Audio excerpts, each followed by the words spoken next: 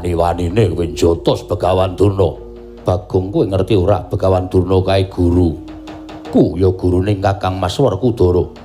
Teko kowe wani njotos karo Bapa Pramban Sukalima. Mbok anggap apa? Mbok anggap sak derajatmu. Sik, nar nyenani. Ning kula duwe dasar. Dasar kula siji Durna niku nuwun sewu arepa pendhita ning seneng bebutek banyu bening. Seneng tumbak cucukan, seneng adu kono adu kene. Terus saniki kula tak takon, sampean kelingan mboten lakon-lakon sing mestina ana pendhita sing etok-etok gawe tentrem, etok-etok gawe ayem ning jane wing arep gawe kisruh, jane wing arep gawe geger. Wong salwangsul sampeyan tau tate dijak teng negara Ngastina, suwita karo pendhita. Terus kon mateni bapak. Kelingan mboten? Kelingan ora? Wah, rada lali arang-arang tanggapan kok. Hah? Kelingan wong salwangsul ngoten niku. Mula nek kula wani karo Begawan Durna niku merga kula nuwun sewu. Kula wis hafal karo watake Begawan Durna. Saniki ngeten mawon. Sampeyan kesong Ngewangi kula kalih Petruk kalih Gareng mboten. Merga nika mesti nggawa Kurawa. Nek sampeyan purun Ngewangi, ateges sampeyan tresna karo batur-batur niki sing ngetutke sampeyan ngladeni sampeyan wiwit kuncung nganti gelung, wiwit jabang nganti celaprang kaya ngono. Nek sampeyan abot guru sampeyan monggo ora masalah. Silakan sampeyan menyatu kalih Durna. Mung suwe ngene kaya manuk kuntul arep mabur itu. Ra mabur-mabur. Wani apa kowe? Ora, iki menggo jontrot swara. Ngoten? Pun abot sinten? Napa sampean mentala nyumurupi nyok kula kalih Petruk kalih Gareng diajar Kurawa? Wah. Pun mampikir. Ampun wawe. Sampean nuwun sewu kula tak takon karo sampean. Takon apa? Sampean lahir mbiyen wujud napa? Wujud bungkus. Pirang taun? 15 taun. Nanti ning alas Tibrasara. Tak kandhani nggih, Mas. 15 taun kula niku nunggu sampean ning alas.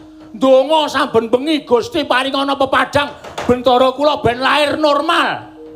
Nganti ora mulih nang omah. Sampeyan ngerti mboten? Rumah tangga kula berantakan. Ning kula ora masalah nglabuhi sampeyan, nglabuhi bentara. Niki kewajiban kula. Kula pisah kali bojo kula. Wow, apa iya? Ayo. Bojo kula teng wetan, kula teng kulon. Nek arep ngapa-ngapa dadak telepon. Ana acara ora? Wah. Iya, aku ngerti. Nah, kula terus rabi meneh. Iya. Lah kok ngetutke Ndara Janaka madheg pendhita Begawan Ciptaning. Sampeyan tapa pirang sasi? 3 sasi. Hah, kula ora mulih 3 sasi. Pegatan meneh.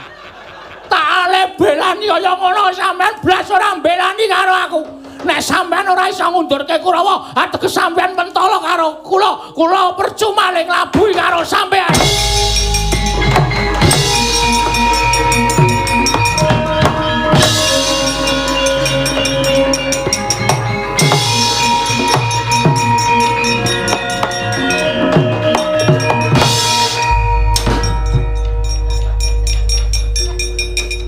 Rumangsaku seprene iki durung tau pegatane. Ame ngapusi ya. Kono ora ngerti cerita keluargaku. Terus Ndara Werkudara, Ndara Janaka ya ora hafal karo bojoku. Dadi mung tak apusi, sing penting kan slamet. Ha iki eleke nang kene iki, nang kene iki. Kowe golek bela ning sranane ngapusi. Aku ora seneng mbok jujur. Nek jujur ya dheke cetha mbelani gurune sing minterke Ndara Janaka ulah jempare iki Begawan Durna. Begawan Durna ya aja dianggep elek lho, Tru. Nuwun sewu Begawan Durna kuwi pinter jane ning gandeng wis nang nggon crita ngene iki wis digawe elek. Ayo jane salahe kudu salah sapa-sapa ning salahe wong biyen-biyen sing gawe Durna elek. Oh, ning nek ulah Jemparing ora ana tunggale. Seswane sing ditresnani iki Ndara Permadi. Iki kudu dibeda ruangan. Heeh. Nek dhewe ulah Jemparing top. Oh iya to. Aku ngeling ada jaman pendadaran siswa saka 5. Heeh. Ndara Permadi kon manah mripat manuk ning sirahe aja obah matane cepling. Iso ya. Is wong loro sing iso. Oh, sapa wae kong Permadi karo aku. Sing cepling ndasku. Tenjang ora. Omong digandheke tenan. Mana yang ayo. Yo ditonton kae engko nek Ndara Permadi karo Ndara Werkudara mungsuh Kurawa. Ayo pokoke karo aku siap-siap wae. Ya yo.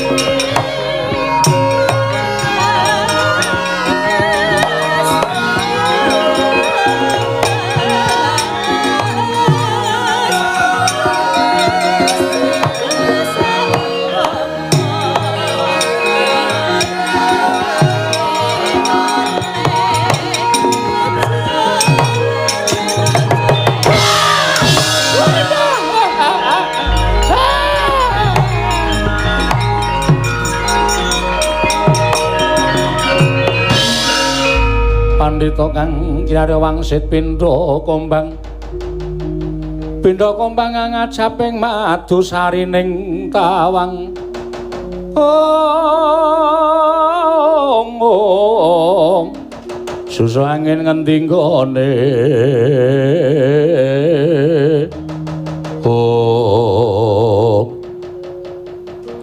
Begawan Durna kok tiba saka Dirgantara.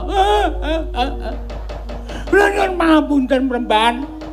Mboten kanthi kanyana-nyana kula dipun ajar dening Bagong dipun dugang ngantos kontal saking pendapi Karang Kadempel. Lho, lah sebabe apa? Jumbuh kalian ngendika panjenengan, kula kapurus pados mboyong Semar Badranaya. Samangke badhe paduka paringi jampi supados enggal dangan anggenipun Handang Raga. Iya. Nyatanipun Semar samangke sampun boten wonten Karang Kadempel. Aturipun Panakawan Semar dipun boyong dening pukulun Bathara Narada suman wonten ing Kundaran Tirbawana. Kula boten pitados. Sareng kula ngendika kathah-kathah dhateng pun Panakawan dumadakan tanpa taliwana Bagong jejak dada kula ngantos salta saking pendapi Karang Kadempel. Wah, kok dadi ora ndek tata krama Panakawan sing jeneng Bagong. Wah, menika sampun ciri khasipun.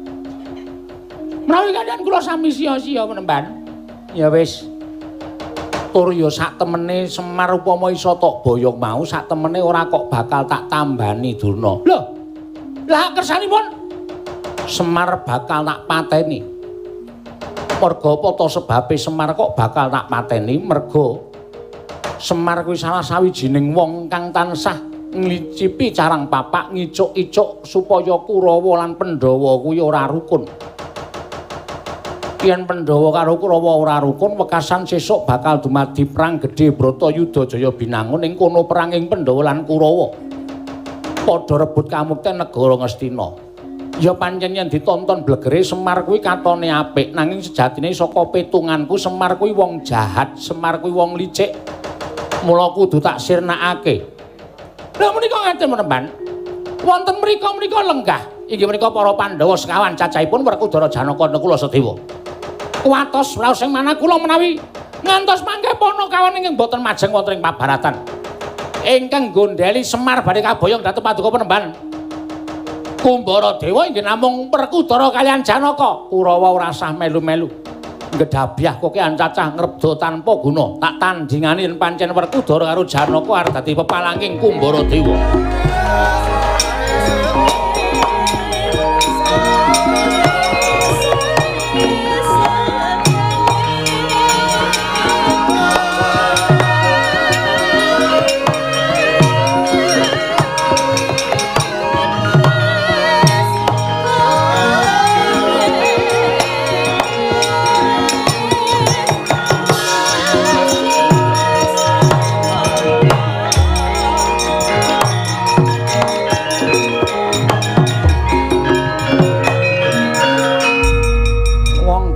gedhe dhuwur Werkudara pendhita sapa Kumbara Dewa aku pendhita Klyang Kabur Kanginan sing suwita Prabu Duryudana kowe sing arep mboyong Semar ya pancen kepara nyata kena apa ora Semar ora ana teko kowe meksa bakal mboyong Semar Badranaya Werkudara tak blabari sejatine saksuwene kowe urip ana ing alam padang sejatine uripmu kowe wis ditekuk-tekuk karo Semar uripmu wis dienggak-enggokke karo Semar Semar ingkang tansah digugu gunemane dening para Pandhawa Pandhawa ora krasa yen ta uripe Pandhawa kuwi Semar ingkang nyekel kendho kenceng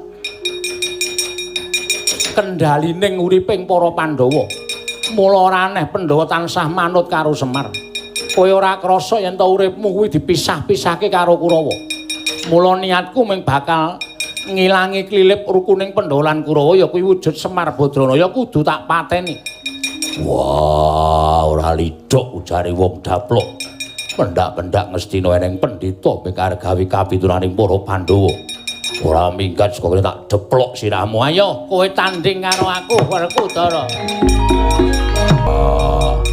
Jebul kabeh sing dikandhake Bagong ana nyatane sing dikandhake Petruk eneng nyatane lelakon dibaleni meneh Kurawa nyraya pendhita gawe srana padine Semar Kakang Mas menapa sampun ayun-ayunan keran pandhita saking Astina wis tuwa ning kadigdayaning kedapi-dapi awakku digrayang wah ndrodhok ora duwe kekuatan Janaka ora iso ngundurke dudu adhiku lanang.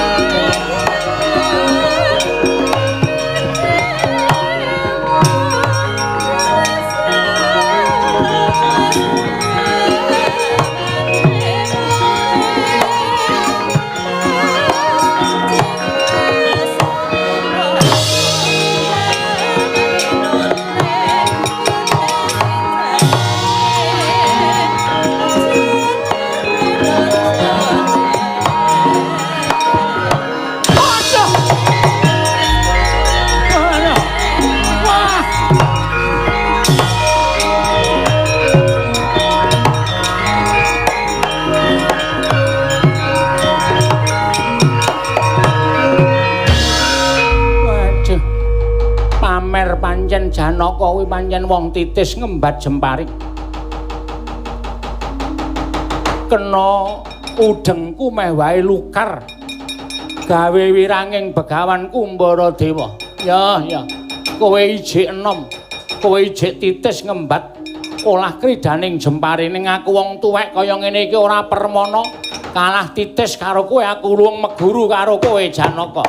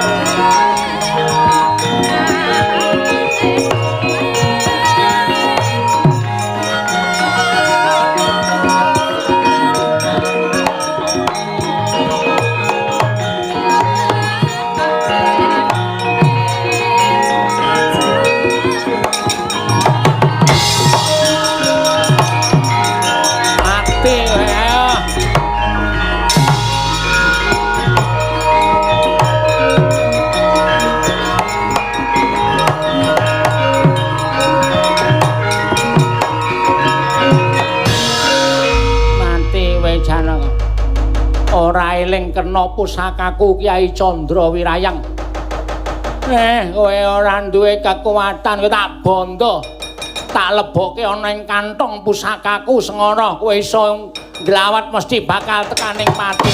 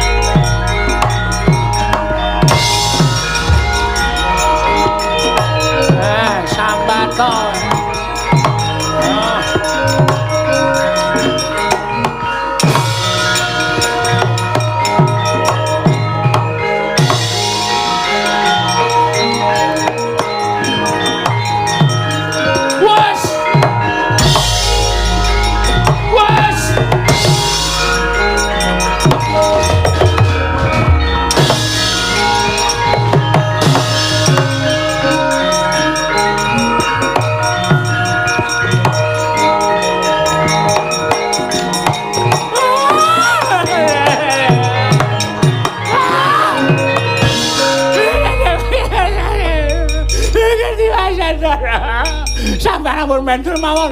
Ndara werku ndara cana. Niki boten sampeyan jancot talipon kok. Niki kriwian dadi grejengan ndara werku ndara cana.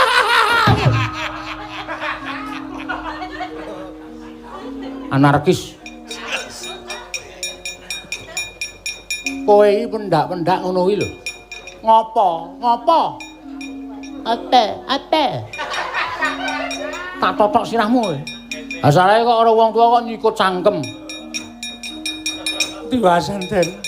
Ngopo Petruk? Ndara Janaka ayun-ayunan kalih pendhita saking negara Ngastina. Ndara Janaka nglepaske jemparing. Wah. Lenarik laring jemparing niku nganti suarane mak tus. Kena mestakane pendhita tuas kula saka kadohan modar kowe. Jengkelang. Ha kok tangi pendhitane ngetokke jemparing. Gedene ming sak glagah nika diculke cul kena Ndara Janaka nggen dododit Ndara Janaka terus ngenten iki. Ndara Janaka ngenten iki terus ora omong blas. Niku marai lara tengah ya bareng niku. Wah, Sedewa. Wih, kurang ajar to. Ah sampean yo sembrono. Kene crita nganti praktek ya tinggal lunga. Siji wong crita nganti praktek iki aja ditinggal lunga, aja ditinggal turu. Mangkel. Ketawa. Terus piye? Lah terus sampean belani mboten. Lho, Kakang Mas Werkudara padha wae. Gedhe tok ningan. Glombior. Kena panah dadane diek, semaput gluduk, dilebokke tenggen kantong. Ajeng didorong soal. Kakang Mas Werkudara ya kalah.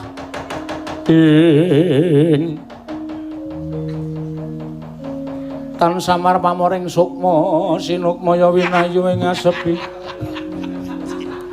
Sumimpen telenging kalbu pambukaning warana.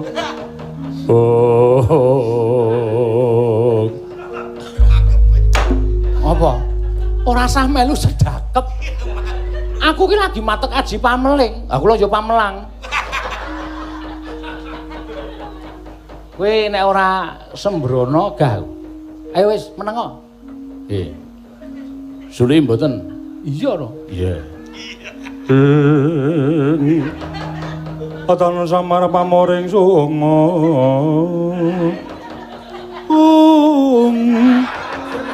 Suling bambu. Petroe sembrono. Suling bambu dengkulmu mlacat tenan.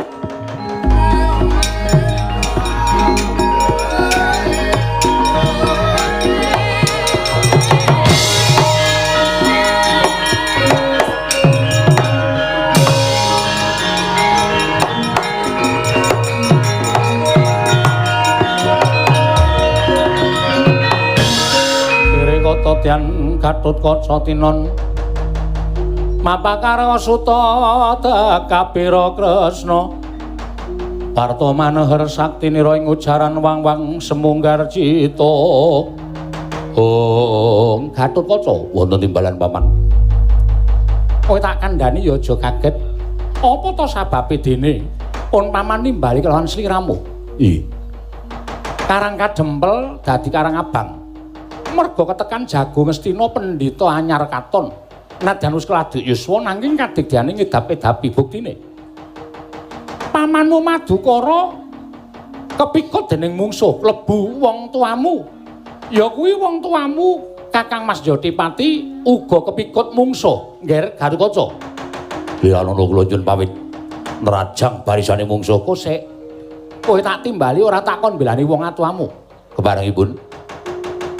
Panakawan lebokno ana ing kampuh klebu pamanmu sakloron kebareng bali nang Amarta. Perkara iki diwadul Kanjeng Kaka Prabu Puntadewa, yen ora Kaka Prabu Darmakusuma ora rampung-rampung perkarane.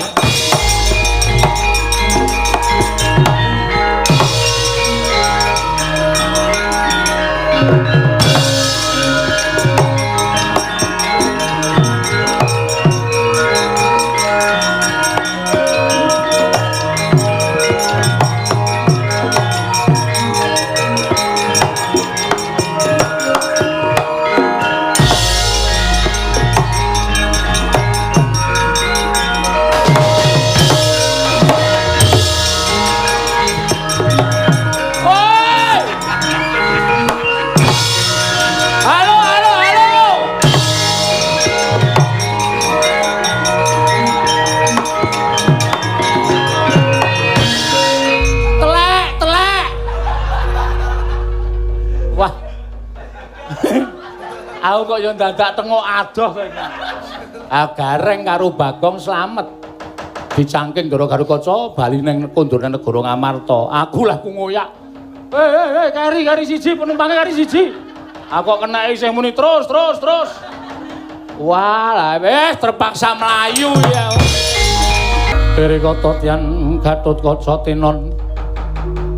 Tinon mapakar Suta.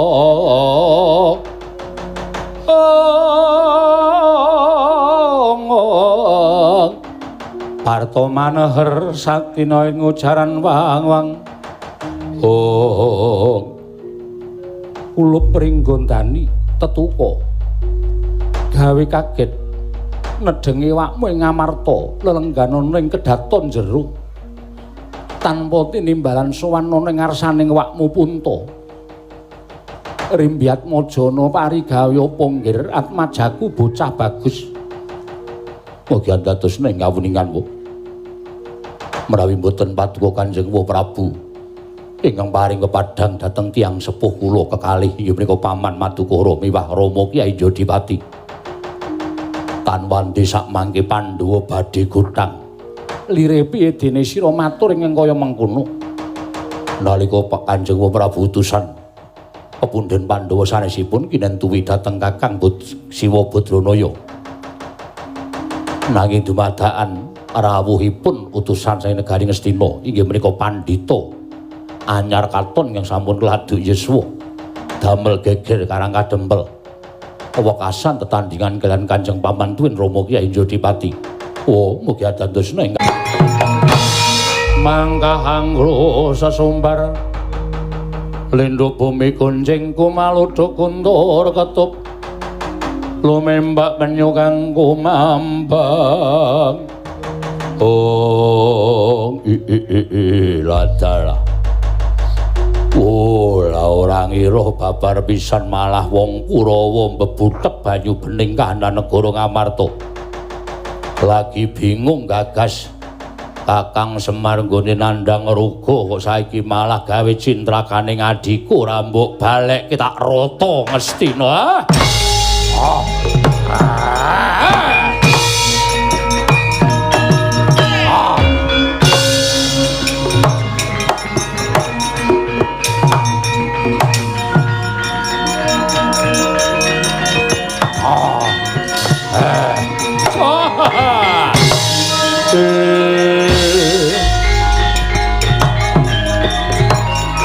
Lajeng kersanipun menapa menika Pramban? Lah kok panjenengan malah mboten kondur wonten negari Ngastina? Nanging malah tumutu lonjong botol tindahipun. Katingalipun menika margi ingkang anjak wonten negari Ngamarta. Werkudara Janaka wis tak pikut. Mong kari mikut Puntadewa, kembar mono angel mijet wae ngranti banyu sinaring. Aja kuwatir Pandhawa 5 kepikut aku kabeh tak pateni. Kurawa ora ana ingkang ganggu gawe. Apa ingkang dijangka lan digaya dening Kurawa ora bakal ana ing mepalangi Penemban Durna. Semela.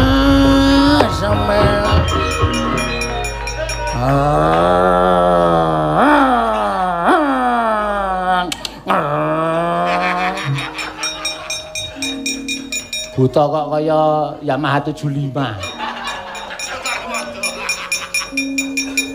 Pendhita sapa? Lho iki eneng yaksa kok nggawa anak 3. Anake sapa? Kula ingkang putra Rama. Kula Tigya Dahar Tela. Kula pun Tigya Tela Gina. Golek jeneng, Gong. Hah? Golek jeneng. Nek buta terong iki bindeng. Nama. Namun Tigya kana. Telek bek. Jeneng buta kok telek bebek iki lho. Telek ngina, telane ngina. Telek bebek. Yo, iki anak-anakku. Kowe sapa? Aku Dewa Amral. Kowe arep ngopo? Mestine yen kowe wong lantip panggraitane ngerti aku sejatine sapa. Apa wigatine to aku goleki karo kowe merga kowe mikut adikku loro cacahe.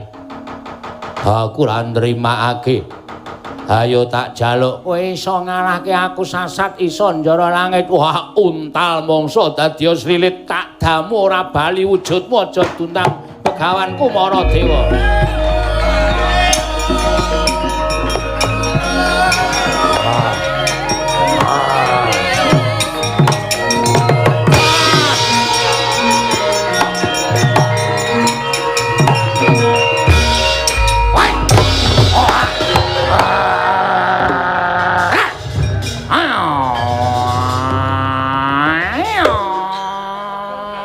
Kok kucing gandruk.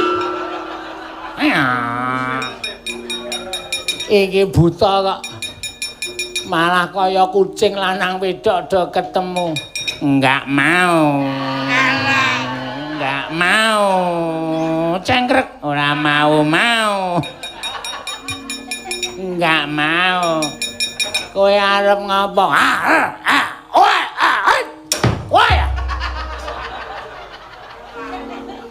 Kae perang kok malah rono ae.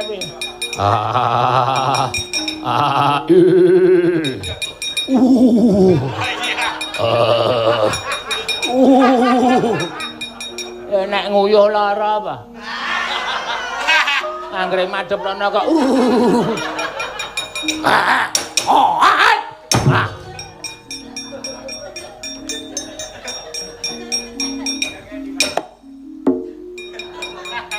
Edan nyawuri.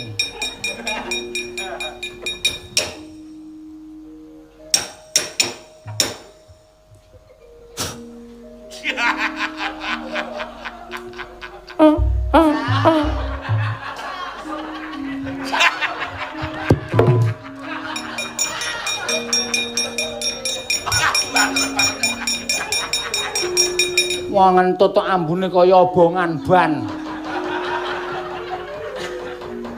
Upama digunakake demo ngono wis gegerke sing jok. Ayo amuk legane ati. Ana jengkelit ki rak ya nang lemah. Nang jengkelit kok sirah didu sirah. Iki ngopo doan? Iki ketoke daging. Mangane mangan kae luwung mangan iki. Setuju. Kletak-kletak wae.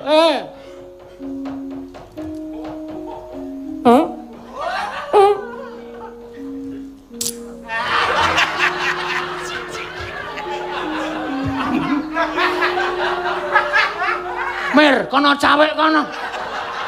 Bareng pas aku kok macrit.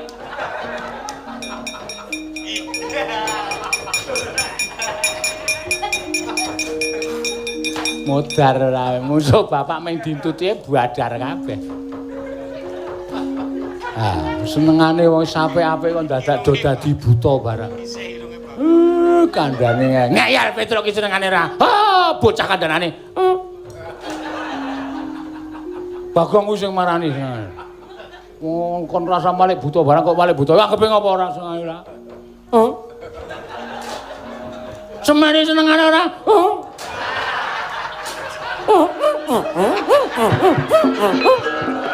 Iki mah dontut-entutan. Setan ora. Le do nyimpen ki nendi? Kok iso langsung bales? Keparat ora.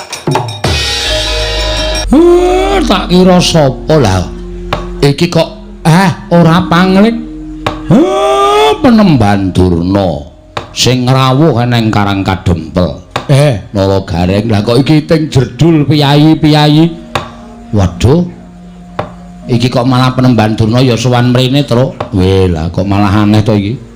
Iki Penemban Durna kok sowan mrene, Gong. Wis kok klebon penyakit. Penyakit apa? Wis penyakit werna-werna nek kuwi pokoke. Kok iso ngono? Wah. Ketekan putra-putra Pendhawa mau rasane ki anyep anyes kaya nganggo AC. Bareng ketekan piyai siji kok sumuke pol ya, Tru. Panas suasanane, panas. Ayo ati iki nggawa suasana. Nek sing rawuh ki atine ayem, atine becik, atine tentrem kuwi suasana iki dadi adem nek sing rawuh ki wong brangasan wong tumindake elek iki terus dadi sumuk. Ha iya. Ning ya di rungokke sik wigatine Begawan Durna ki apa? Tak rungokke anggere macem-macem ajiar nang kene.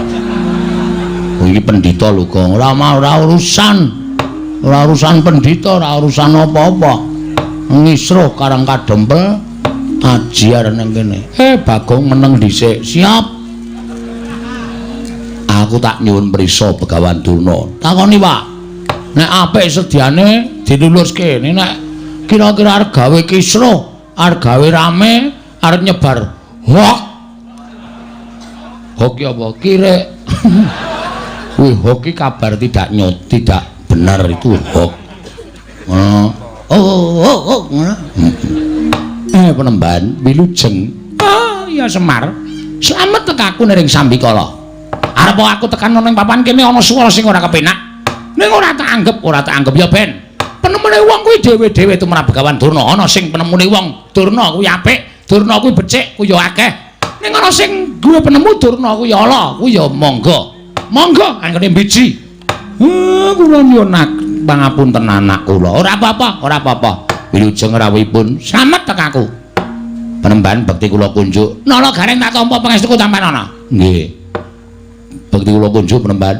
Petro tak tampa pangestuku tampanana ya Petro? Nggih. Ana kok. Wis krungu dhek. Sing ora nampa ya jajal tata kramane. Penemban lo ngaturaken bekti kula kunjuk. Penemban Durna bekti kula kunjuk. Kakang wonten dawuh. Kowe tak takoni kowe wangsulan ya? Nggih. Kowe ki nek ora suudon karo aku ngapa to? Kowe ki nek ora ndek panyokro elek, bareng kok bawa elek karo aku. Kowe ki ngapa? Aku tekan ndi iki wis tak loke sing elek. Aku tekan ndi wis tak anggap penyakit kuwi. Janjane aku ki apa to? Tak takon karo kowe. Lho, sampean niku kok malah takon kali kula. Sampean niku sebagian apa? Sampeyan niku teng pendhita to. Pendhita kok tau nek penyakit. Ha apa ora? Ora ya wis. Rasa digawe sepaneng. Mosok pendhita kok penyakit. Ya, Tru. Kula ya ming sak omong-omong kula kok. Ning suaramu ki nyocok ning ati. Ha endo, aja nganti kecocok. Engko ki ngeyel kok Gong pancen. Bekti kula kunjuk, nek wonten lepate nyuwun pangapunten. Tak tampa pangestuku tampanana. Tak tampa sakarmu ora sakarmu. Ora penak. Ya wis ora tak tampa. Mangke kiriku men totoli pitik. Pangestu kok totoli pitik ora. Iki ngene ya Semar. Nggih, pripun? Aku prapta ning Karang Kadempel. Sayekti diutus dening anak Prabu Duryudana. Sampeyan diutusi nuwun Ngastina. Wigatosipun tatya wruhanamu Semar. Yen to kahanan negara Ngastina saiki lagi nungsang puyang gudel bingung numbuk bentus para kawulane. Mergo wis ana sesasi iki negara Ngastina kuwi kaya ketaman pegebluk. Akeh para kawula nging sok lara sore ketiwasan, sore lara esuk nandhang kapralaya. Mongko wis madal saring usada. Wis ora kurang-kurang anak Prabu Duryudana nggone ngrawake para brahmana winasih sewa sugata menyang para nimpuna supaya nambak renganing praja parandening katindakake gagar wigar tenantuk karya. Nalika semana tumuli dawuh kalawan aku supaya aku mahasing asamun, mahasing asepi tapa brata semedi maladihening nyuwun palimarmaning para dewa. Jroning aku tapa aku entuk sasmita ing dumeling ana ing Karna. Sasmitaning dewa ingkang tak tampa negara Ngastina bisa waluya nirmala temajati jati temah mulya. Yen to ora ketengamung sedhela tinenggan dening Semar Badranaya. Mula Semar tumuli aku diutus dening anak Prabu Duryudana supaya sowan ning Karang Kadempel ing wigati mboyong marang kowe. Ayo tak kanthi kowe sowan ning negara Ngastina ora ketengamung sedina rong dina. Kowe mapan ning negara Ngastina mengko yen to pagebluk mau wis sirep tumuli kowe bali ning Karang Kadempel. Wadene kowe krasa kepenak nggone mapan negara Ngastina, kowe moh bali marang Karang Kadempel. Ora apa-apa, Semar, ora apa-apa. Malah kepasang Yogya katujuh ngenu. Dene kowe gelem mapan ning negara Ngastina. Kowe njaluk apa bakal keturutan? Kowe njaluk pangkat apa bakal kasembadan Semar? Nggih. Mula dina iki setemene aku ora kok sowani jen. Kurawa wis padha mlumpuk nedya mboyong marang kowe. Wis diyasake tandu. Saka ing Karang Kadempel tekan negara Ngastina kowe ora bakal dijak mlaku, nanging bakal ditandu, dianggep wong sing wigati, wong sing bakal gawe padhang negara Ngastina. Ayo dina iki mangkat Semar. Mengko upama kowe wis iso gawe Padanegara Ngastina, balimu kowe bakal disangoni 7 gerobak Mas Picis Raja Brana. Kuwi nek nggo mbangun omah kowe iso tingkat 400. Apa ora moncer kowe? Kowe tekan Karang Kadempel tumuli lemah kiwa tengene tok tuku kabeh, tok deki pendopo. Ora kok kaya omahmu saiki iki aku kok ngenes banget to Semar. Saplahe kowe melu para Pandhawa iki kok rumangsaku Pandhawa ora gatekke karo uripmu coba. Ya bener omahmu Pandhawa. Ning kok payone kok ana gendeng, ana seng, ana plastik. Iki pendopo model apa aku tak takon karo kowe. Mongko nalika semono aku sowan mrene iki udakara wis 5 taun kepungkur. Lincakmu ya ora ganti-ganti. Lincak kok campur karo telek pitik. Kowe kuwi abdining Pandhawa. Lah kok uripmu ora mingsra babar blas. Mbok ya golek kamu kening lair to Semar. Golek derajat, golek pangkat, golek Brana Picis, golek bondo donya dienggo nyukupi marang uripmu ning alam padang. Nek nek kowe gelem sowan ana negara Ngastina, iki bakal malik grembyang amung diutung 3 kedheping paningal. Kowe sowan negara Ngastina 2 dina 3 dina, bali dikandhani 7 gerobak Mas Picis Raja Brana, mutiara inten jamrut hergeni. Kabeh bakal dipasrahke marang kowe. Tekan Karang Kadempel tok dudah sak karung wae, mongko saben sak gerobak isine 40 karung. Kuwi 7 karung. Petungan. Ayo pikirin, apa kowe ora blereng? Kowe buka sak karung wae iso to nggo tuku lemah 4.000 hektar. Wis, tok deki omah 350 meter. Yasa stadion bal-balan. Yasa apa wae kowe bakal kelakon. Kowe tuku tumpakan kereta kencana tinarik jiaran caca 8 ya kelakon. Kowe ora mung nganggo jarik sing sar 8 kaya ngono kuwi. Ah, kathokmu training ireng. Le tuku nang nggon wayangan to kuwi. Ketara mereke ora terkenal. Semar kok nganggo training tulisane SD Kali Bawang.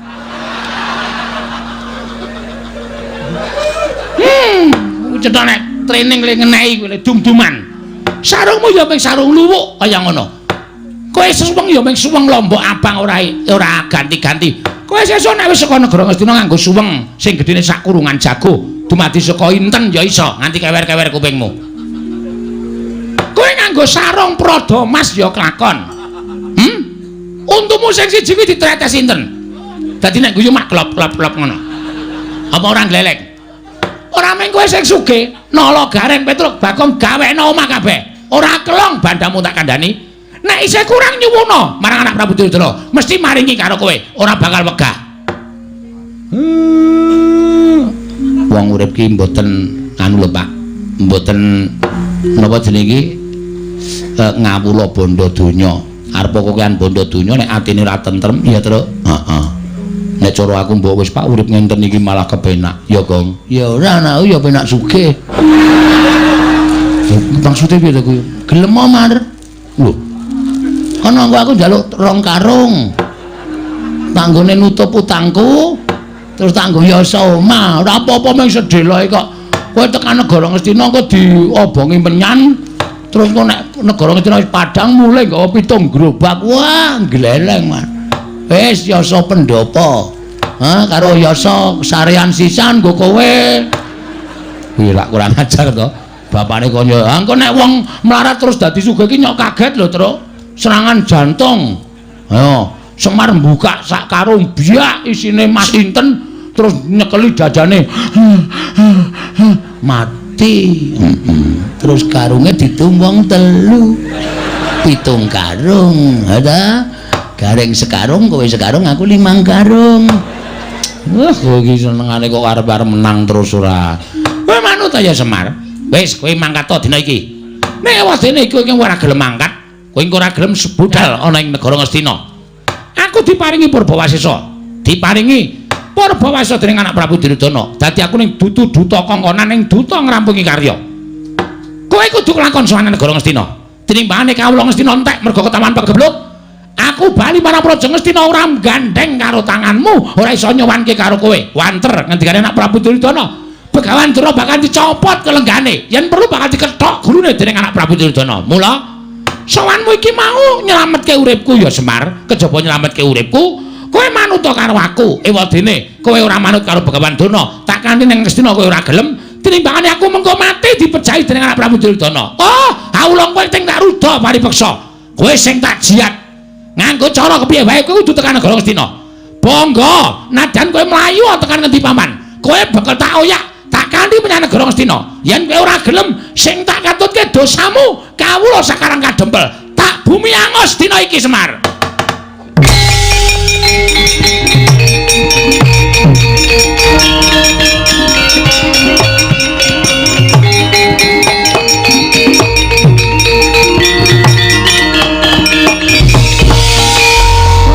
Bagong arep ngopo? Sik, Mar.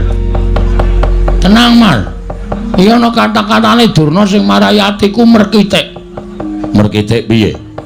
Durna mau arep meksa karo kowe ning negara Ngastina ora masalah. Kowe pribadi urusanmu wong loro. Ora ana sambung rapete karo anak-anak.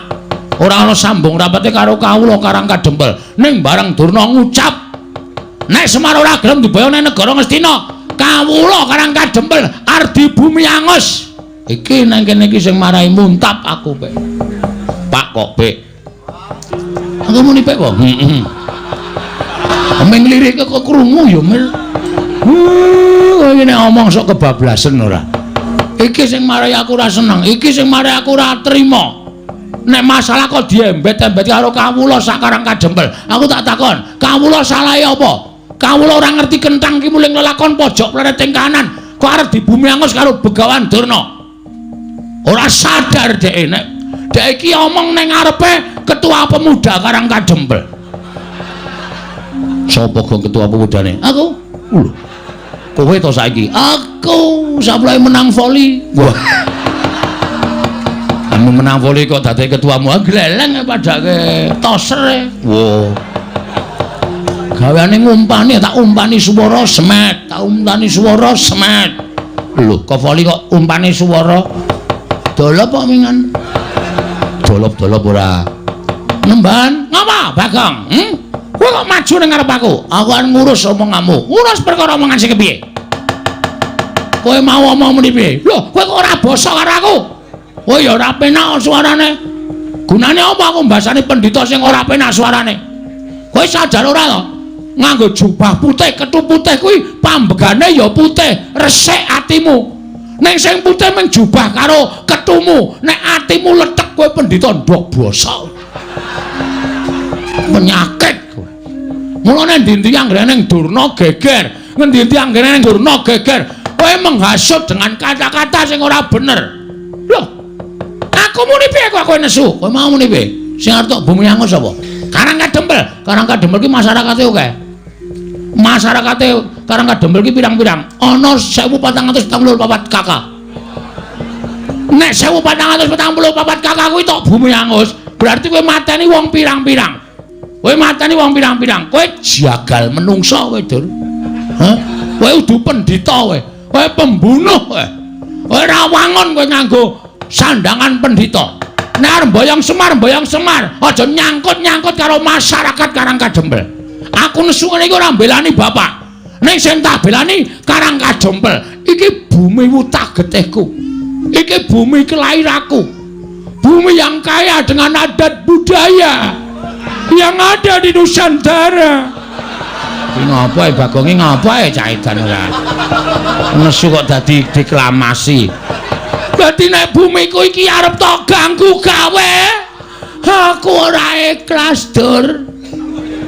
Aku ora ikhlas.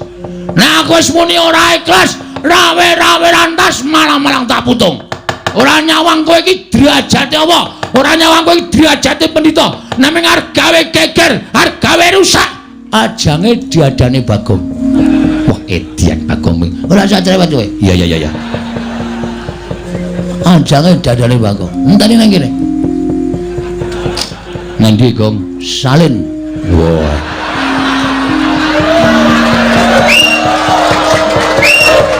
Nek wis aku nganggo kathok training sabukan tampar kawat putih ngene iki. Iki pakaian tak nggo ngajar wong ta. Mulane aku nyandang kaya ngene aku ora wedi sapa-sapa, Dur. Ngejak pirang dina kowe. Arep kowe nggo soto Kurawa. Aku ora wedi, aku ket wingi wis ngesak soto mbako. Ayo ditandhengke ya. Perkara kan boyong karo Semar boyongen, ning rasa ngrasani karo wong Karangadempel. Nek Semar ora gelem tak boyong ning Karangadempel. Utawa tak boyong ning negara Ngastina. Oh, kawula Karangadempel kene tak bumi angos tenan Bagong. Iki sing dadi masalah. Ngrampungke ora ning kene. Ayo, golek papan sing jembar. Golek papan sing jembar. Bagong ki wong kulino gelut. Tandane, Kowe ngerti ra? Terminal Deksoi gentone iki.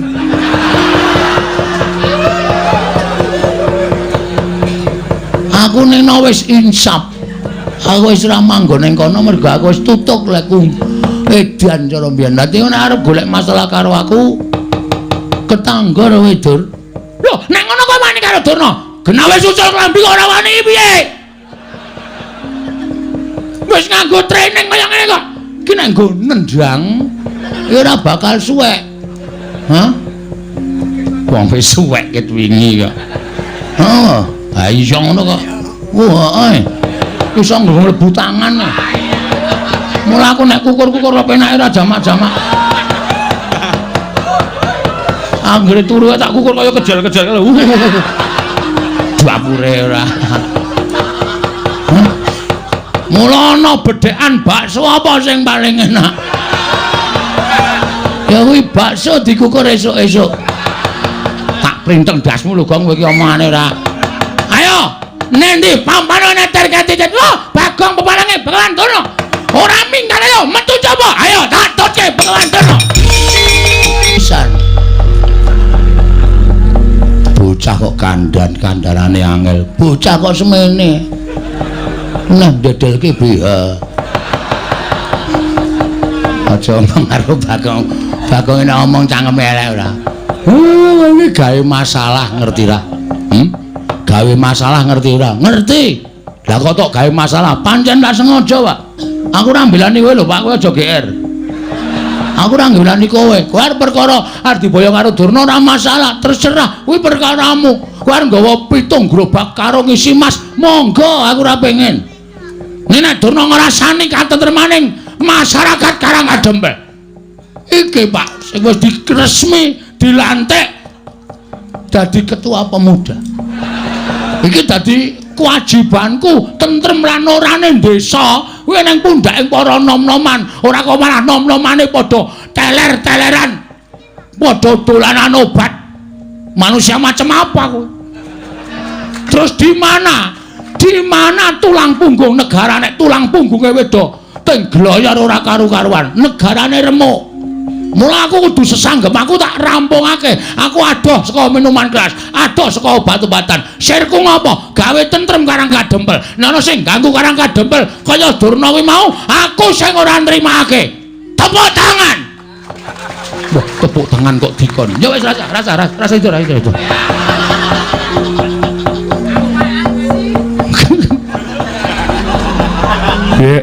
Bocah kok senengane gawe heboh lho. Heboh nek ora heboh ora dadi senengi. Aku dadi kangeni mayang semengi ra metu Bagonge ditakoke. Ayo. Ngerol e. Ha wis kono nek nandangi Durna dik ditandangi. Lho. Aja sik ngewangi sapa? Lah wong sing nantang kowe kok njaluk diwangi. Truk.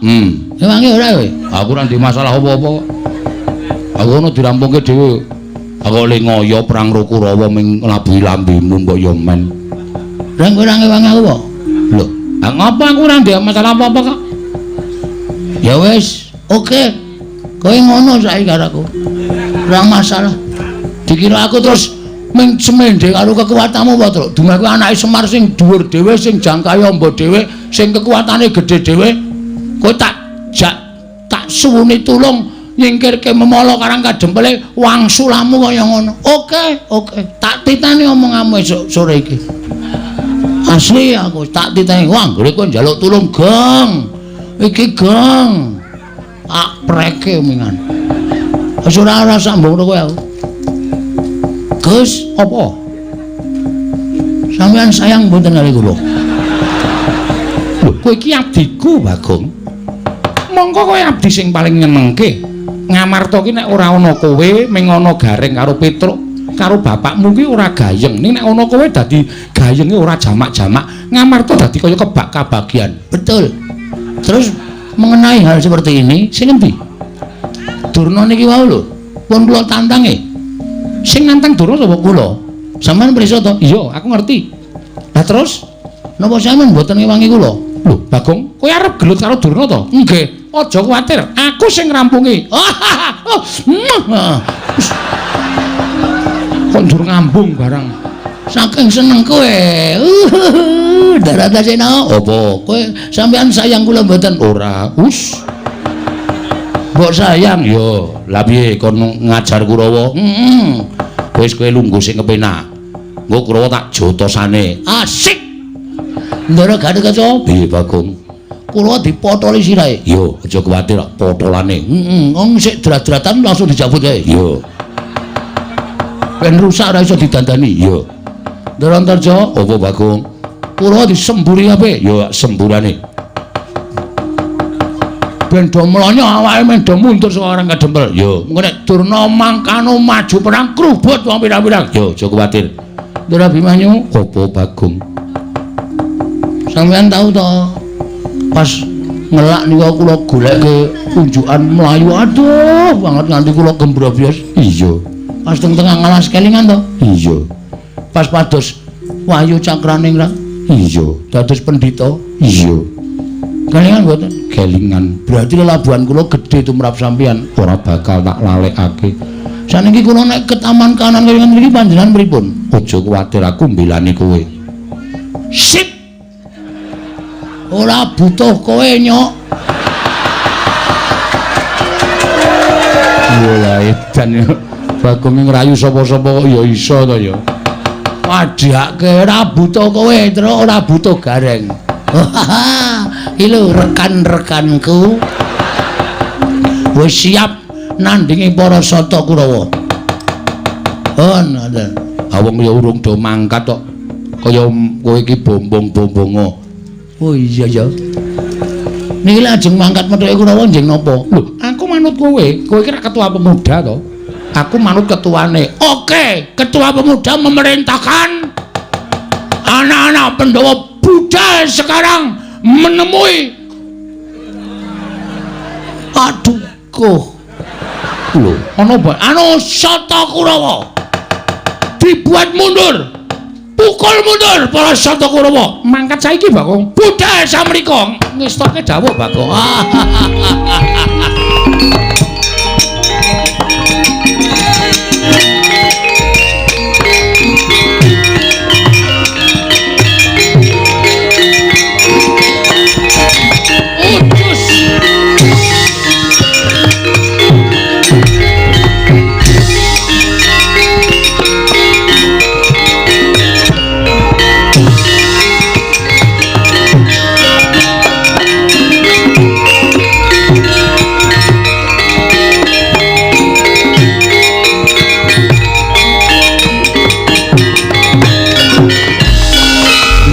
Kangro sesumbar lindhu bumi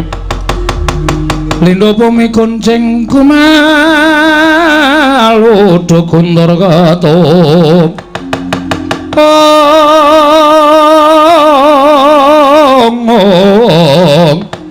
lumembak penyukang kumambang dosang Wisnu Bathara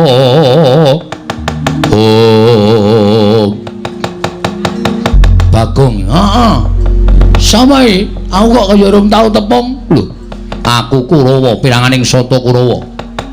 Kartomarma, dudu Kartomarma, pancen aku padha karo Kartomarma, ning aranku Surtayu. Wis, jeneng kok nganggo jeneng kali. Lho. Jeneng kali sapa? Serayu. Surtayu. Surtayu dasar pranyata. Bapakmu tak boyong ning negara Ngastina. Nek perkara Durna arep boyong karo bapak mung gemantung wangsulane bapak.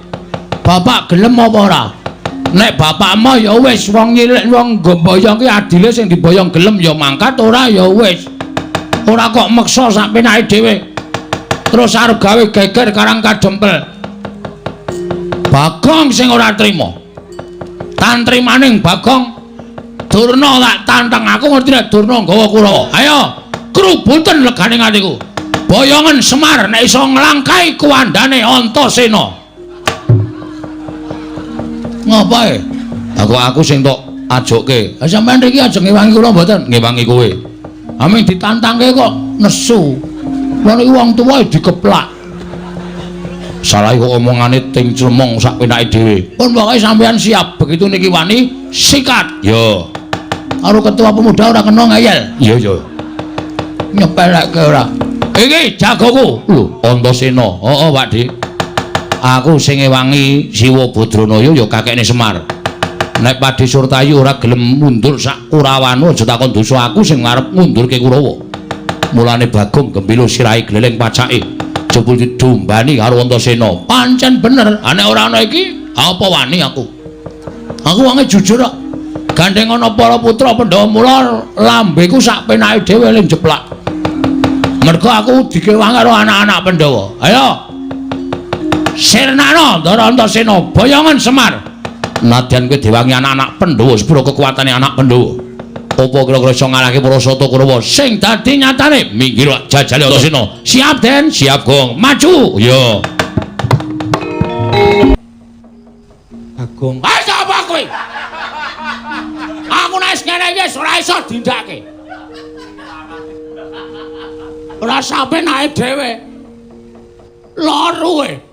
Nek ati loro, nek kula dhewe ngelih ora apa-apa. Anak-anakku ya melu do ngelih, bojoku ya melu do ngelih. Lho, kok sik iki rembug kayu apa rembug apa? Oh iya, Dik. Kayu. Bali nang kayu, topik bali nang kayu. Ming njaluk wektu sedhela. Men supaya do mikir, men supaya iso do ngolah rasa. Ngono lho. Rasane piye dadi masyarakat, rasane piye dadi kawula cilik, diolah rasane. Oke sing do ora iso obah, oke sing do ora iso apa-apa. Penyanyi, tukang keyboard, sound system modiar kabeh. Ngono ora dipikirke. Ha, kudu tak pikirke, kudu ana solusi, ora sak kepenake dhewe.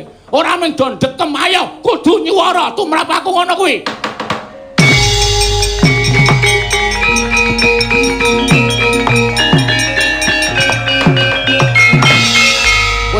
Salah nggon kowe, salah nggon ya men. Aku wis kulino salah kamar. Ngaket.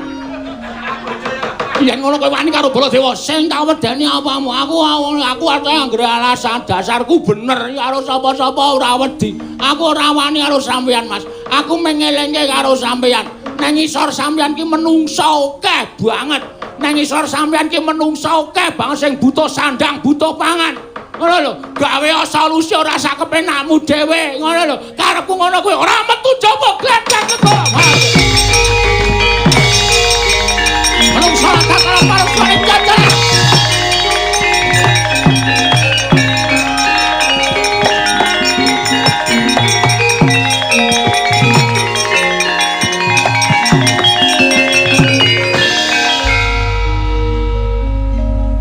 Pragoto, wonten dawuh.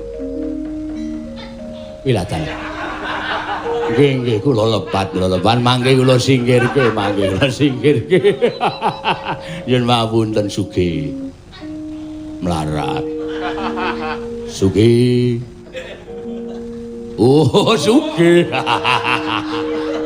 Wong edan. Kok Prabu kae ditututi kok ndak malah kepirangan mungsuh para kawan. Nggih, ngestaken dawuh.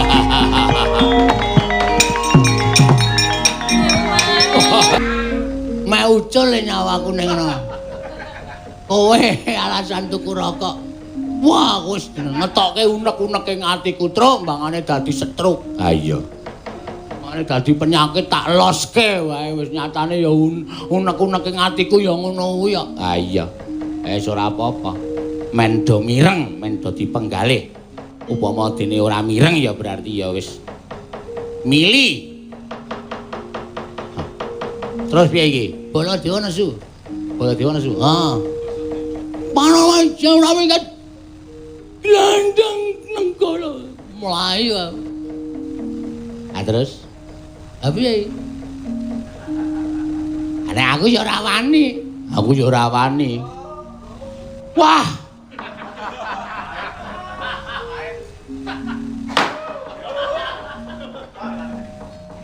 Wes. Terus lemu kok tindik barang kupingmu men ngapa ya? Hah? Kaya tak takon Petruk dadane ditato jantung barang iki men ngapa? Ajebul ana masalah kok ngene kok jireh kepati-pati. Wes, nek pancen kowe do ora wani kan tak tandangane. Wis kana mulih-mulih omong karo bapak aku pamit mati. Gong, cangkeme ora blangan. Aja sok nyebut mati. Mati ki nek ora mati ra awake utawa mati menungsane engko nek mati rezekine. Ben. Kowe dong krasa wae 3 sasi mati rezekimu ki. Hah?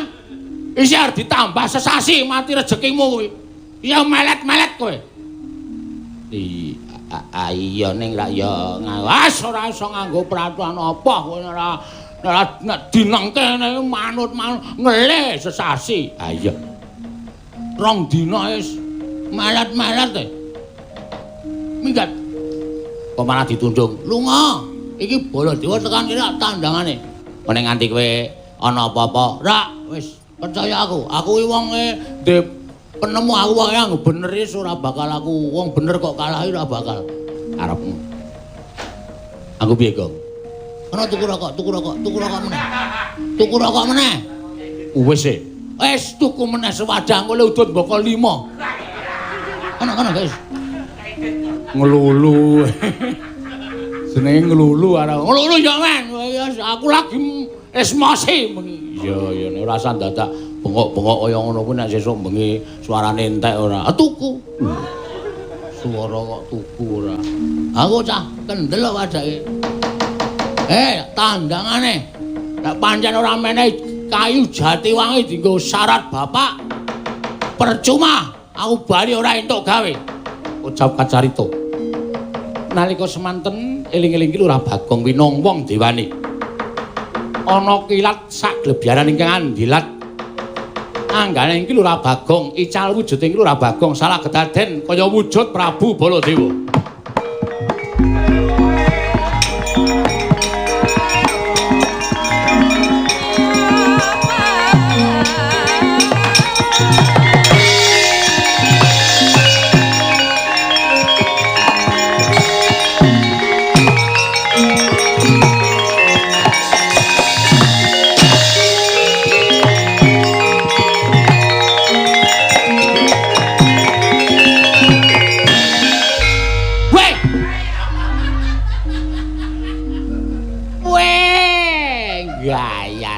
Iki cah iki len nggawa sandangan diwadahi apa ya?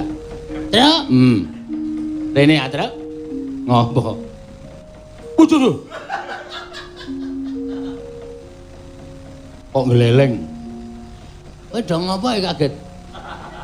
Lho, ora krasa wong. Nih. Pengilan. Woi. Jagat Dewa Bathara. Ya jagat pangestu kono. Wah, ora wis entuk sandangan sing ndi, Gong? Mbok wis, iki pokoke rasa kokean omong kowe gendang minggir iki. Aku arep mungsuh Baladewa, aku arep gleleng iki. Oh iya, ning nek kala nggawa nenggala. Wah, Gong kowe ngembari Baladewa nyunyuk nenggala, jeblok diadamu der. Meletus balane. Luweh. Males. Ngurusi Bagong males. Ayo, amos Surawarta, Surawarta. Imbang yang panca-panca kuku karepe desa.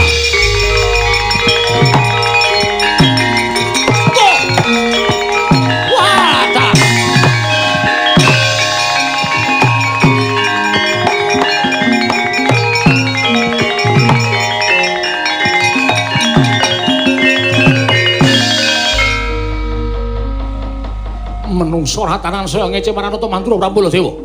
Saya ngewa-ewake Maranata Mantura Prabu Baladewa kaya ngias dadane Nata Mantura Prabu Baladewa. Ora iki. Iki kok entuk sandangan saka endi? Jaleng. Kowe entuk sandangan saka endi? Lho, edan to. Tuntang seneng malang grok. Menungsa padake celeng ora. Iki Bagong lagi. Aja ngawur. Iki garwane Erawati. Erawati dasmu iki. Erawati iki karo aku. Jangan macam-macam. Wong arep mutar kok werna-werna ya terus jenenge wae. Iki Prabu Baladewa. Aku Baladewa. Aku Baladewa. Mbok takon sapa wae aku Baladewa. Mekutha apa ember dicet ngono. Wis ben wae. Sing penting wangun Prabu Baladewa.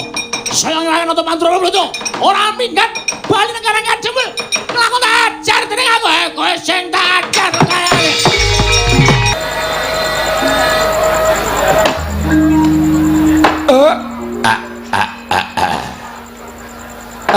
Legeteku gek sadulita mel. Ora kanthi kanyono-nyono. Lah kok kaya kejugrukan wukir sari kelepan ing samudra madu. Ing atasipun namung sak pedukuhan kemawon. Derajat kula menika namung batur. Kula menika namung Panakawan, kula menika namung kawula. Lah kok kerawuhan lancur-lancur Pandhawa. Ndara-ndara kula. Ndara Antasena. Ndara Gatotkaca, Ndara Antarja. Nuwun sewu Den. Sami wilujeng rawuhipun. Gus Ndara Antasena.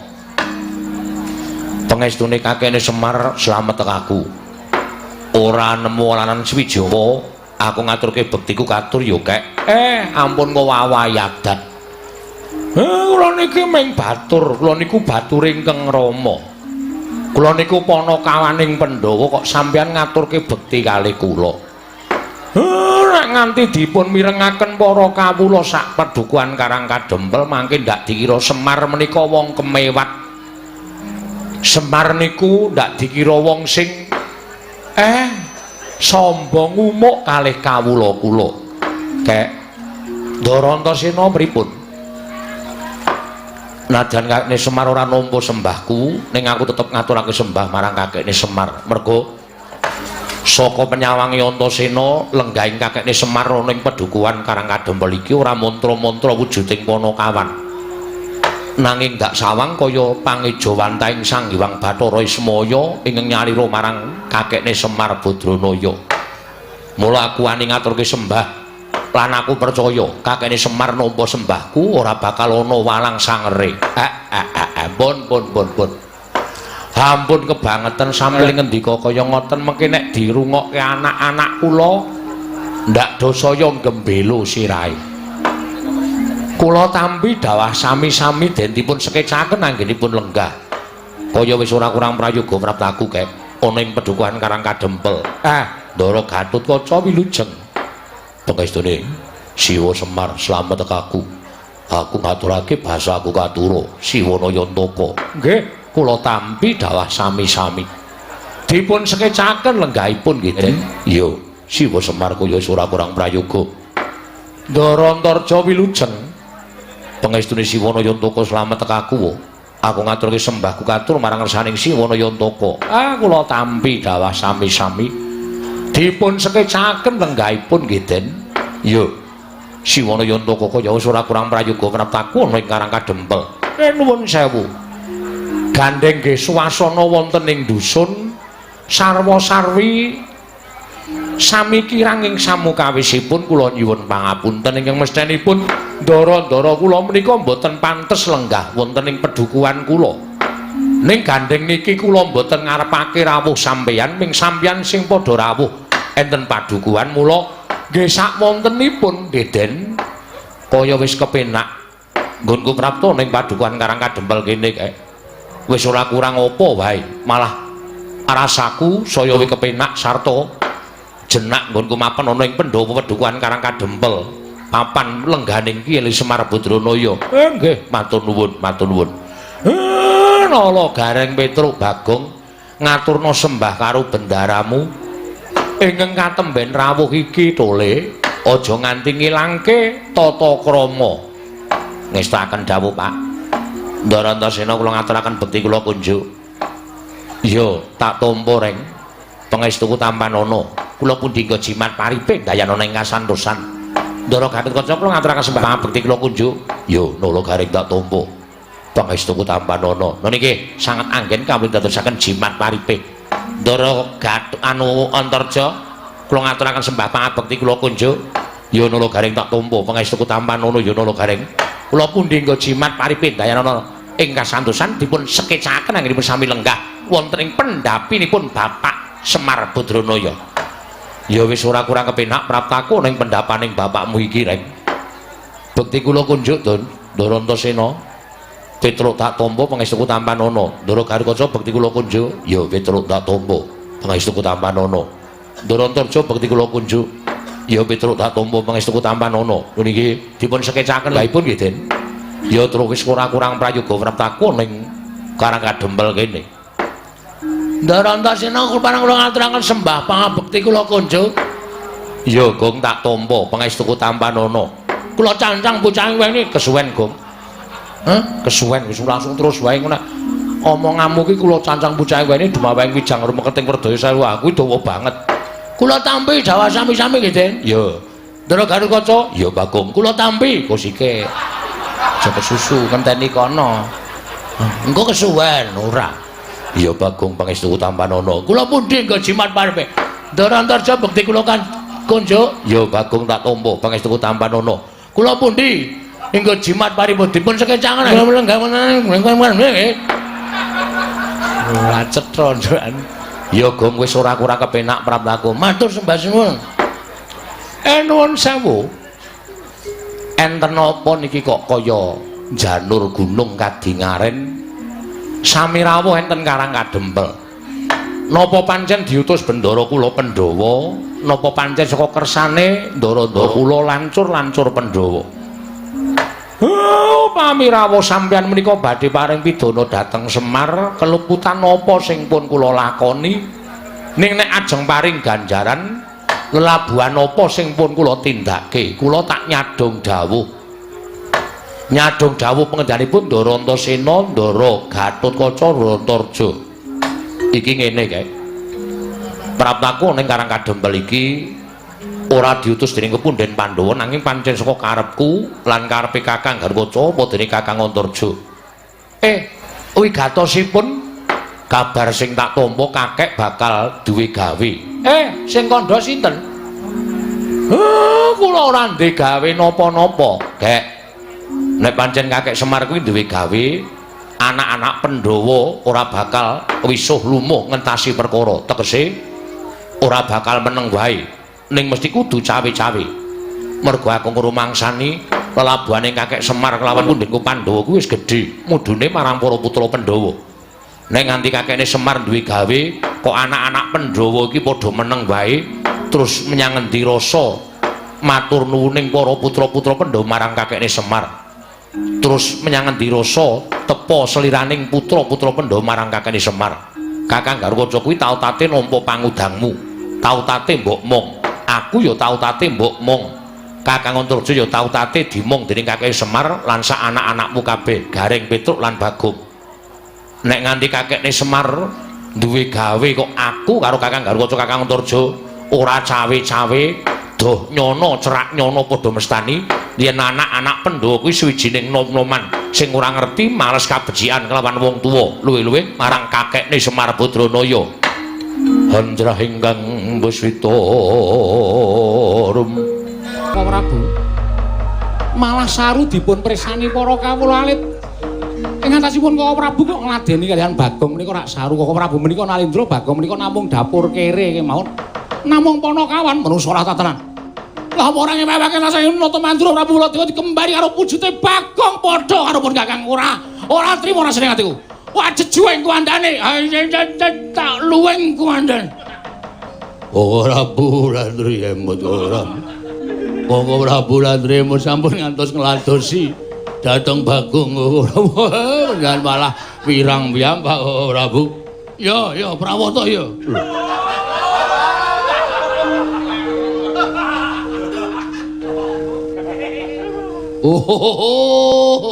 Trenggiling. Kleru. Diwasli ngekep mempeng. Kosek nek kowe karo Bagong mesine nek kowe dadi aku mesine kowe nesu. Lho, Bagong wonten menapa mewa?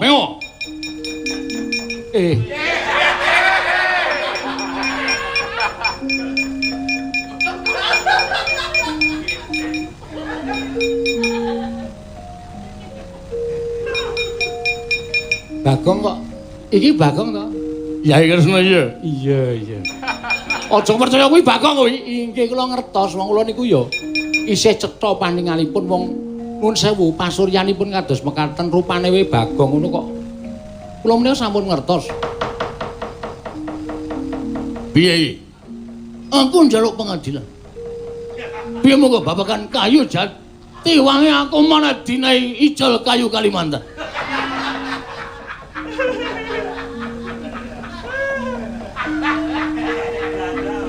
Wis ngendi papan iki anggere ketekan Bagong mesti awur-awuran tur mesti amuk-amukan sak penae dhewe. Piye Kresna? Aja meng kaya ngono Kresna, aja meng iwang sumana mangadini nuwe. Ana sasmintane ingsun jagat wasaning Bathara. Bathara wasaning jagat. Aku ora nrimake. Yen nganti ora diwenehi kayu jati wangi glandang. Glandang apa? Glandang apa? Gelandangan. Begini nasib. Wis kowe nek tak turuti ke malah ora leren-leren kuwi karepe piye? Bagong, saiki ngene. Kowe Bali. Iya. Basa, aku ratu Gustimu.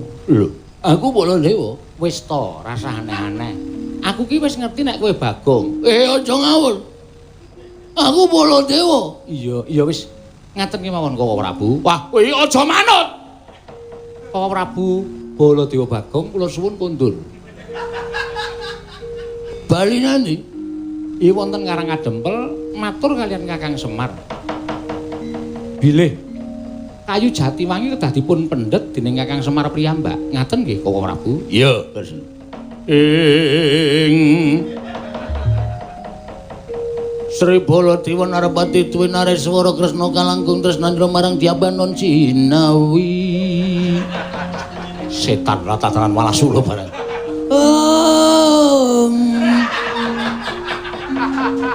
Kalangkung tresnanira marang Diabanon Cinawi.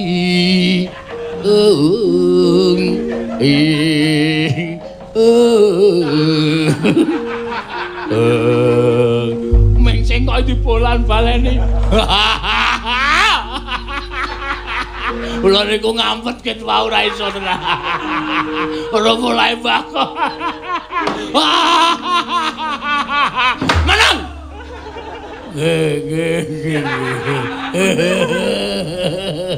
Sampun Koko Prabu kondur. Iya, Kresna. Deng deng deng duda.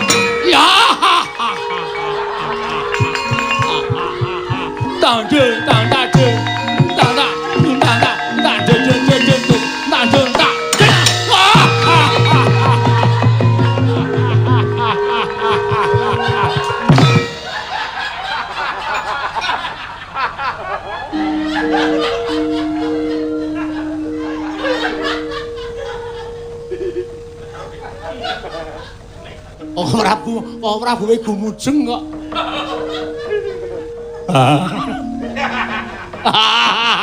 Hei! Wah, wong iya guyu kok dadak. Kresna piye? Sampun kajengipun monggo sak menika kundur wonten negari Mandura. Lah mengko nek Semar iso mboyong Jatiwangi, sampun pinesti Jatiwangi kedah dipun pendhet dening Kakang Semar kedah ikhlas. Ngono. Inggih. Oh iya.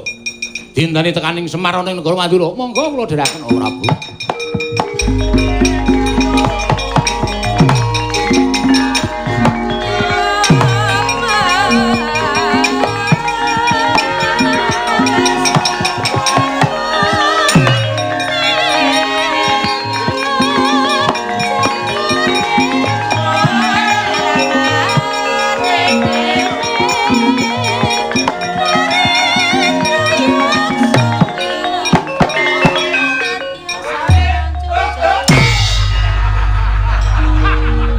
Iki ngapa sing antil sirahmu sisan kowe ta.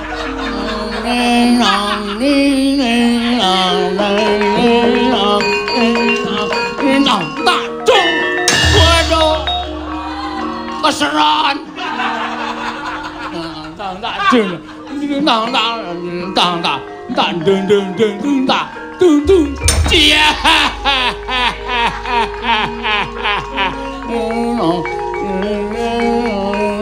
Terang dung kosek. Terang dung kosik. Dang dang.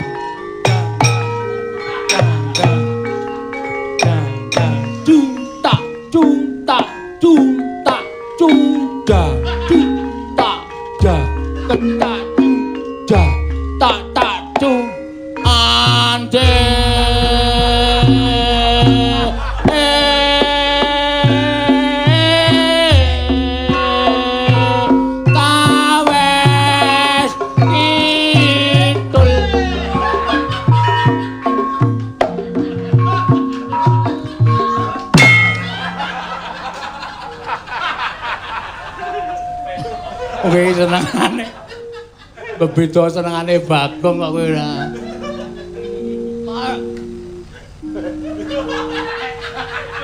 Tarpa kriya Wisnu toya kancen anang abese.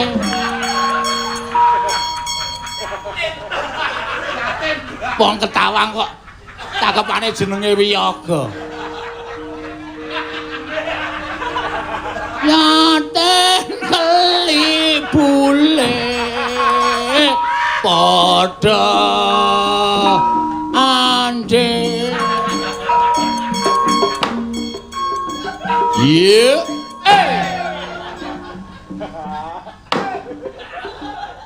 Ye isin aku suwe-suwe. Kene isin ora aku edan. Apa ora?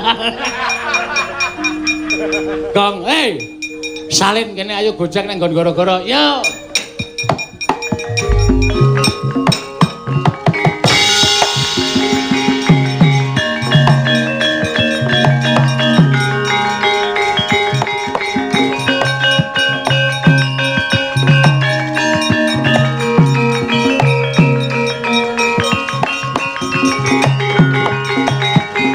Mareka ten prayitna semore resiko balik titiyane gandayane trisanya purnama sasi ing piye le Bagong sing nampa weling Pak Bagong sing nampa weling Pak anu Pak Sinuwun Mandura paring dawuh kena wae bapakmu Semar njaluk Jatiwangi sing mapan ing Astana Gadamardana. Ning waton bapakmu iso negur dhewe, iso nyempal pange dhewe, tak keparengake. Aku nek ora golek seksi ndak malah ora rampung.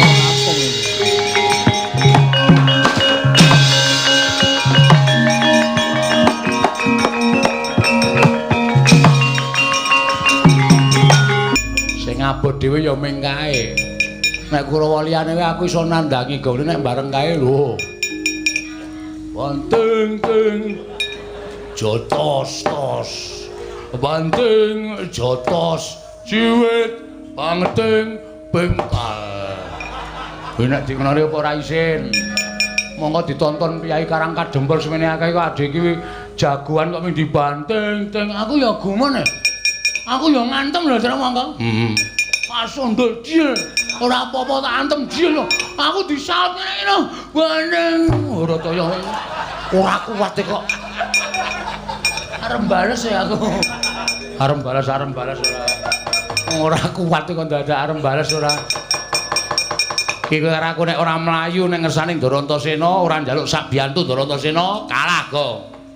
Ana wis gelem bantu ditangisi. Apa ya ade sambat, apa Ndarantasena arep tegel karang kadempel dibiyuki Bathang Seta karo Sata Kurawa. Ana wis sing maju ngono, wis sing matur. Ku nek nangis wangun. Aku ki anakku mati wae aku nyetel dangdut itu. Setan. Kono mangkat kono. Gus Ndarantasena kedrawasanten.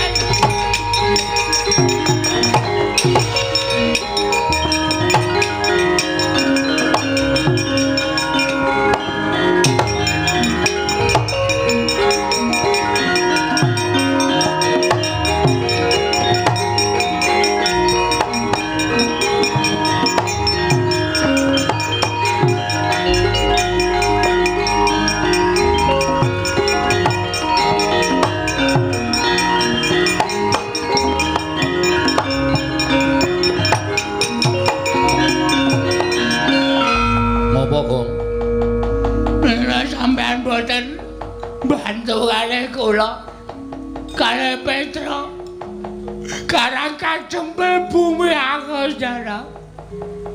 Ora lagi sak jeke urip iki aku kok weruh kowe nangis. Nek mboten kepeksa mboten ajeng nangis kula niku haram meneteskan air mata. Lambimu terlalu takon ngopo? Kurawa ngamuk. Sing ngamuk Ndaradusasana. Terus aku takon ngopo? Sampeyan belani kula. Mo. Nah aku tumandang musuh Pak Di Drusasana, aku dadi anak sing murtad. Wong kae Pak Diku. Tur kowe wis ngapusi karo aku, ha to?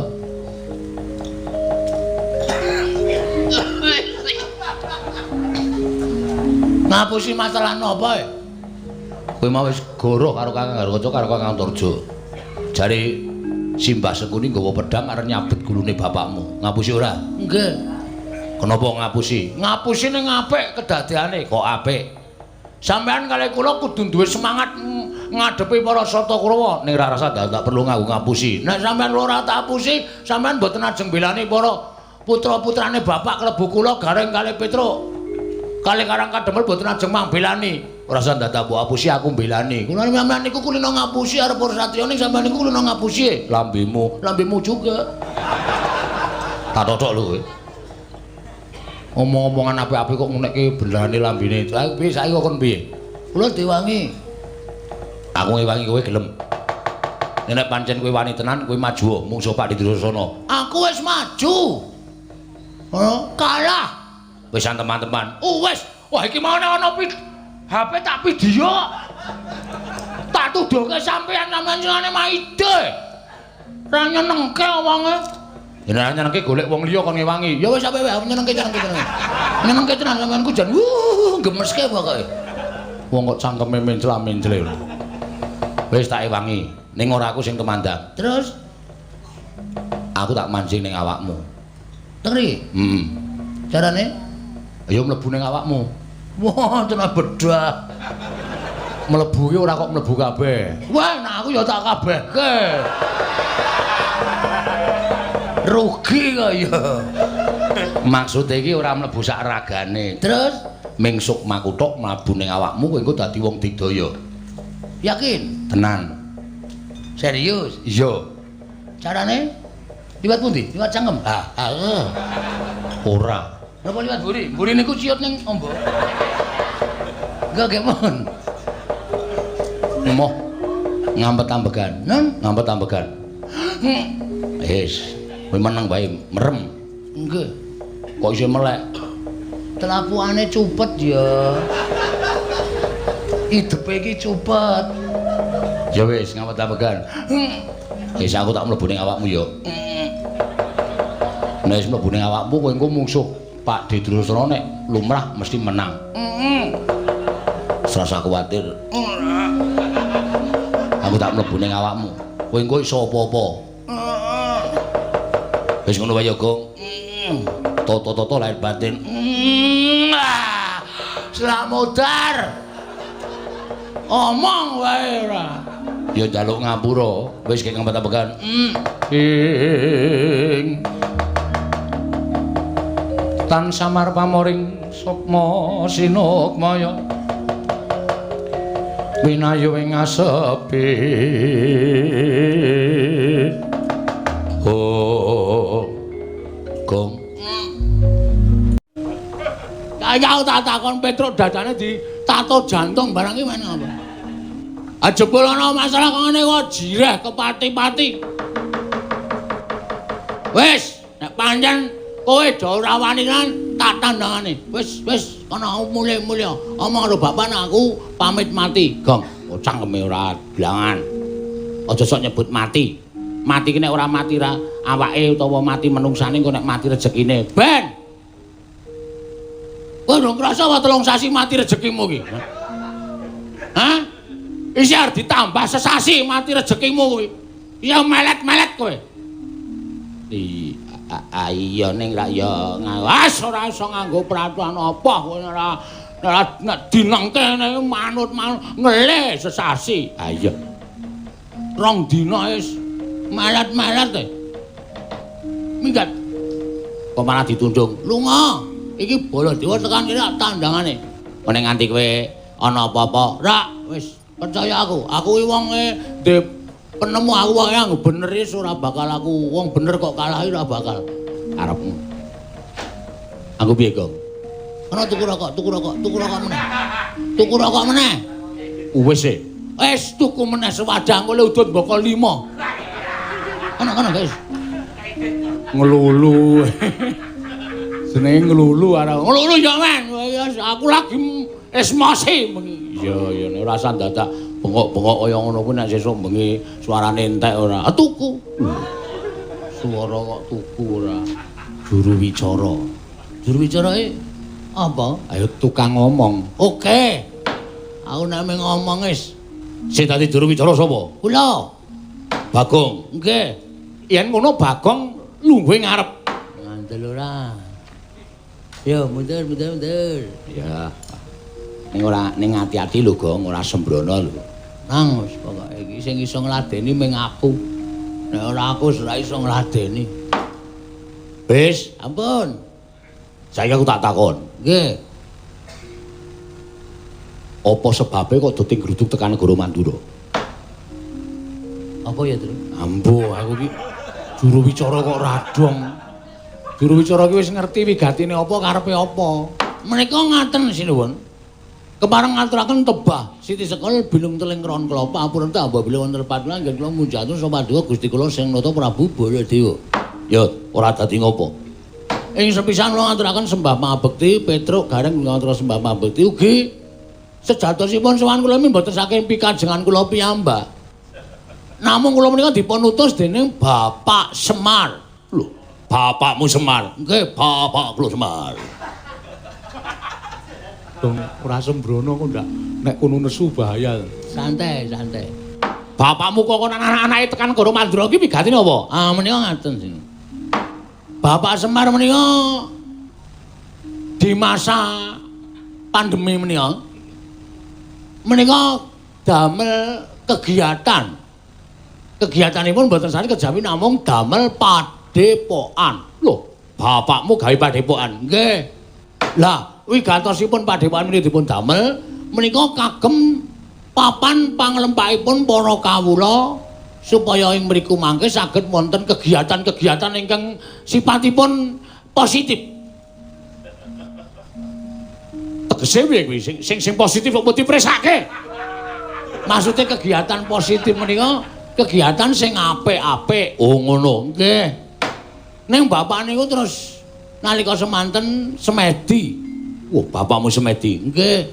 Bapak semedi entuk sasmitaning Jawata jarene saka guru salah sijine padepokan niku kudu dibangun nganggo wujude nggih menika kayu jati wangi. Kayu jati wangi. Bener to, Tru? Minyak wangi apa kayu jati? Minyak wangi anu kayu jati. Kayu jati wangi sikinarya saka guru padepokanipun Bapak. Monggo ngendikanipun Bapak sing kagungan kayu jati wangi menika namung Prabu Baladewa. Awit menika tukul wonten sak pengeripun negari ing Mandura, wonten ing mapanipun wonten ing Astana Gadamadana. Kayu jati menika panci ageng sanget amargi rumiyin ingkang nanem inggih menika Pak Tani. Nek ora ngerti takon. Sapa sing nandur terus? Prabu Rama Wijaya. Prabu Rama Wijaya ngalengka diraja mungsuhe. Iki mungsuhe. Prabu Rama iki Pancawati.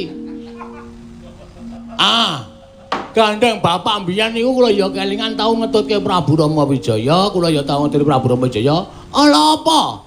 Nek kula niku mung njaluk ora ketang pang sithik dienggo syarat ditresepke teng saka guru supaya wis dadi syarat dumadine wujude padepokan sing diajeng dibangun dening Bapak Semar. Mekaten menggah wigatosipun lampah kula jam pira, Tru? 9:30 liwat. Hah? 9:30 liwat. Cekap semanten atur kula menawi dipun keparengaken ajeng kula boyong wonten ing Karakadempel ewa semana menawi Prabu Baladewa mboten maringaken piye, Tru? Wis manut rame wani piye-piye ya wani wae. Wong adhe diurut dikongkon bapak kok. Dikongkon bapak iki niate ming wani karo wani. Iki cangkeman ora iki. Kowe mung ngurup-urup. Bareng geger kok kowe mung mlayu, ora niat nang ya. Oke. Nek sinuwun Baladewa mboten maringaken Rawarawe jeneng katelo ora doyan. Arep ngopo kowe? Hah? Arep ngopo? Iki lho, rawe-rawe lantas malang-malang putung kok rawarawe. Wah, kulino nggireng. Ayo. Rawe-rawe lantas malang-malang putung. Kula mboten nrimakaken ing atasipun Semar ming buta kayu jati sithik. Panjenengan tau tate dimong karo Semar, tau tate dimban karo Semar, kok ora maringake. Niku ateges sampean ratu sing pelit, ratu sing cetil. Piye?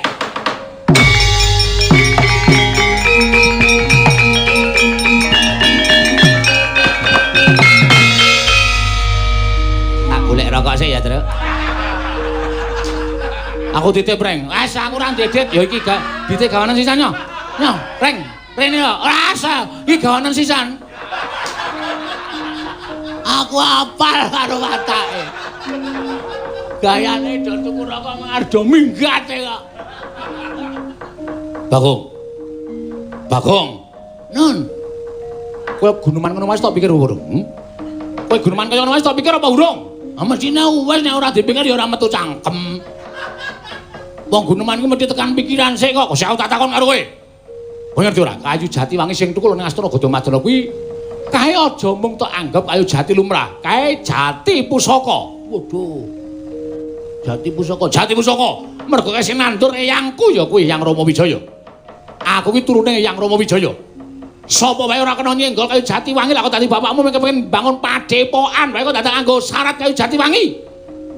Tur bapakmu kok ora ngestokke dawuhku. Ora ngestokke dawuhe negara.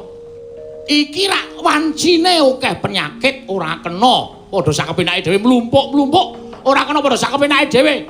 Padha campur dadi siji. Supaya iso aja nganti kabeh mau kena lelara sing dumadi ana ing endi papan iki. Ngerti ora? Lah kok malah bapakmu gawe padepokan iki anggepe piye? Kuwi nglumpukke wong pirang-pirang, kuwi nglumpukke kawula akeh cacahe. Mesti kok bakal ana kahanan sing ngedap-edapi babagan perkara penyakit iki. Sik. Terus maksudnya pripun? Niku lho mboten ajeng rembug perkara penyakit. Sing percaya penyakit niku monggo, sing ora ya ora masalah. Nek tumrap aku ora percaya, lho. Nyatane kabeh wis ana buktine. Buktine apa? Kowe weruh dewa? Ora. Lah kene. Ora weruh dhewe kok sampean niku bingung. Tur sampean Nun sewu lho. Kok menging-menging niku pripun? Masyarakat dipenging-penging ning sampean gawe peraturan ning ora gawe solusi. Lho, solusi piye? Kena sampean gawe peraturan diperpanjang, ra masalah, tanggap darurat tekan sok tahun 2444 apa-apa. Ning masyarakat wene ana solusi piye carane golek pangan ora mung gawe peraturan tok. Paham ora we? Iki aku lara atiku nek carane kaya ngene iki. Do melet-melet do kangelan golek sandang pangan. Luwe-luwe seniman kaya kula kalih Gareng Petruk niku. Niku nganti ora iso obah. Kena gawe peraturan ning solusi, kasih solusi pada masyarakat. Seniman apike ngene, dok kaya ngene tak nehi solusi ngene, tak nehi keringanan, kowe entuk pentas ning penontone terbatas. Ngono apa piye?